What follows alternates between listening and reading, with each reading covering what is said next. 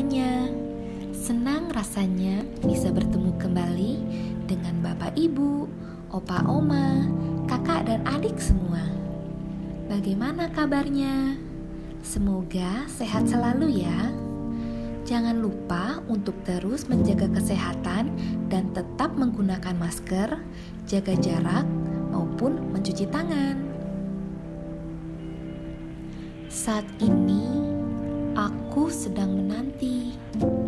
Apakah pernah Bapak Ibu, Opa Oma, kakak dan adik menanti?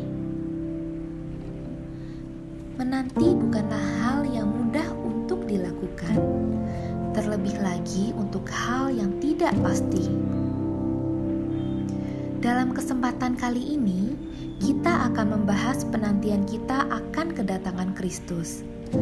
Menanti kedatangan Kristus adalah bagaimana kita memanfaatkan waktu dalam penantian.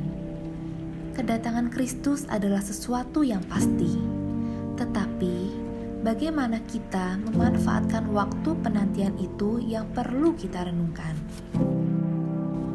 Dalam penantian, apakah kita cukup berdiam dan berdoa?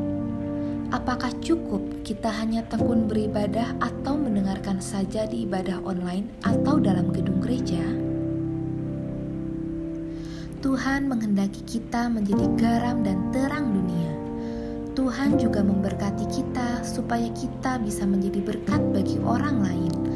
Apalagi selama masa-masa pandemi COVID-19 ini, banyak orang yang membutuhkan perhatian, membutuhkan bantuan, membutuhkan kecukupan pangan, dan lain sebagainya. Kita sebagai garam dan terang, juga sebagai orang yang diberkati Tuhan, maka sudah selayaknya kita peduli.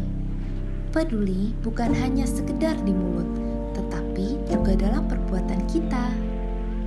Marilah kita menjadi garam dan terang dunia, di mana kita harus rela diri kita berkurang. Artinya, harus rela mengorbankan diri untuk orang lain. Mari dalam masa penantian ini bukan hanya diam, tapi juga peduli dalam perbuatan kita. Kalau kita masih diberi kecukupan materi, lihatlah orang-orang yang berkekurangan. Kalau kita masih punya waktu dan tenaga, marilah kita menyapa dan menguatkan orang lain, bisa melalui media apapun. Saat ini bukan saatnya kita berdiam diri.